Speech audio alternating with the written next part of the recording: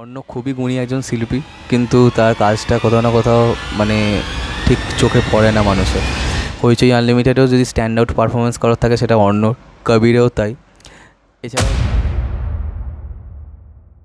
Hello hello hello hello, আজকে যে সিনেমাটা ট্রেলার নিয়ে কথা বললো সেটা হচ্ছে অথৈ এর ট্রেলার এসে গেছে। তো চলো এবার দেখি যে অথৈ এর ট্রেলারটা কেমন হয়েছে। Athoi is directed by Arna Mukherjee, creative director Anirban Bhattacharya. সিনেমাতে অভিনয় করেছেন অর্ণ, অনির্বাণ এবং সোহিনী সরকার, এবং এই সিনেমাটা প্রডিউস করছে জিও স্টুডিওস এবং এসবিএফ। তো এবার চলো দেখা যাক এই সিনেমাটা কেমন হয়েছে।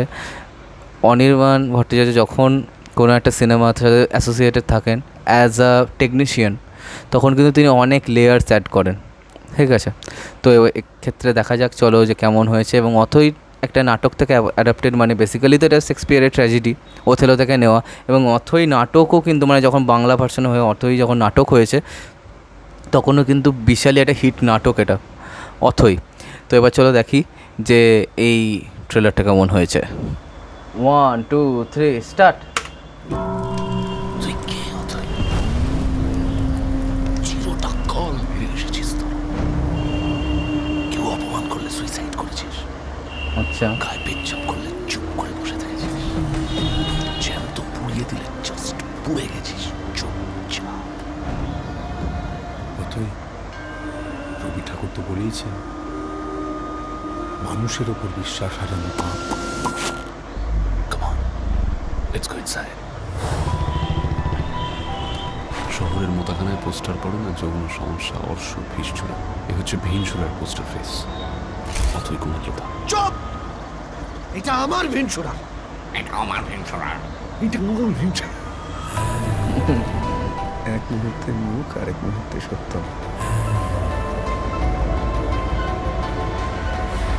আগামী 7 জন্মে আমি আপনার প্রেমে নতুন করে পড়তে পারি, তা সে যতই কালো হোক। ধুম করে বিয়েটাও করে নি।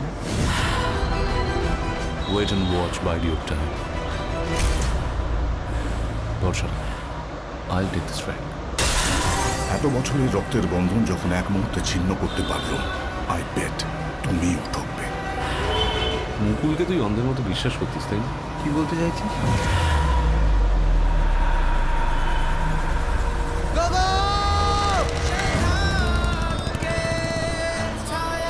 আমি কি সত্যি বিশ্বাস করতে শুরু করেছি নাকি এটা একটা illusion? No, this is true.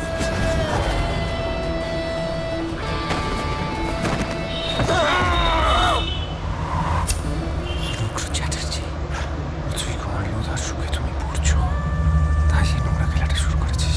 You know me right. সেটাকে ছায়া কামনার আড়ালে বাওয়াল হয়ে গেছে সে ভাই। ভাসে কালো বাসনার জলে, সেভাবে কবে ডাকবে ঘর ছাড়া, সে যাবে পূজাও আছে। বিশ্বাসের ভালোবাসা ছাড়া তো কিচ্ছু চাই না।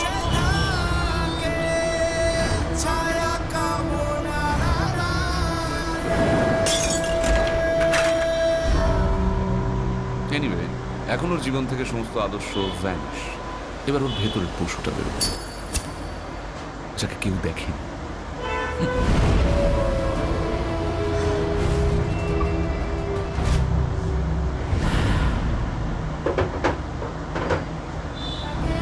ছায়া কামনার আড়ালে সে ভাসে কালো বাসনার জলে। ট্রেলার তো দেখা হলো, এবং বলতেই হবে ভাই, কোয়ালিটি ওয়াইজ কিন্তু এটা টপ নচ হয়েছে, ঠিক আছে। তো বাজারের যখন রেস্ট্রিকশনস থাকে এবং একটা গল্প যখন ভালোভাবে নামাতে হয়, তখন কিন্তু মূল যেটা দরকার সেটা হচ্ছে ক্রিয়েটিভিটি দিয়ে কীভাবে সেটাকে মেকআপ দেওয়া যায়। তো এখানে কিন্তু তার একটুখানি অন্যতা হয়নি। যেরকম সাউন্ড ডিজাইনিং, যেরকম ভিজুয়াল দেখতে পাচ্ছি, দেখে কিন্তু খুব ভালো লেগেছে। লাইটের ব্যবহার টপ নচ, মানে একটা জায়গাতেও দেখে মনে হচ্ছে না যে খামতি আছে। কেন কি, যখন লাইট এখানে কিন্তু মেন যে লাইটগুলো RGB, রেড, গ্রিন, ব্লু, তিনটে লাইটই কিন্তু খুব ভালোভাবে ব্যবহার করা হয়েছে, ঠিক আছে। এবার অন্যদিকে আসছি, সাউন্ড ডিজাইনিং চরম, মানে একটা সাধারণ আওয়াজ যেগুলোকে এনরিচ করে দিচ্ছে এক একটা সিনকে।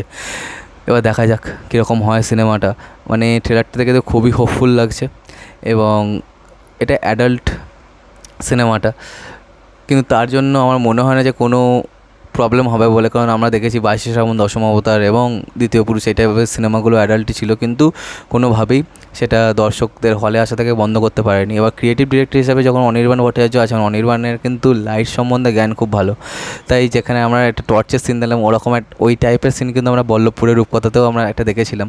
তো সেই যে জিনিসটা দেখে খুব ভালো লাগছে, এবং অনির্বাণের লুক ওয়াইজ অনির্বাণ কিন্তু খুব ভালো লাগছে, মানে অনির্বাণকে অন্তত নতুনভাবে পেতে চলেছি। অর্ণ খুবই গুণী একজন শিল্পী, কিন্তু তার কাজটা কোথাও না কোথাও মানে ঠিক চোখে পড়ে না মানুষের। হইচই আনলিমিটেডেও যদি স্ট্যান্ড আউট পারফরমেন্স করার থাকে সেটা অর্ণর, কবিরেও তাই। এছাড়াও আরও যা যা তিনি কাজ করেছেন সেগুলো কিন্তু খুব ভালো, এবং নাটকের অভিনেতা তো, তাই একটা সিনকে এবং একটা ডায়লগকে অনেকভাবে তারা করতে পারেন।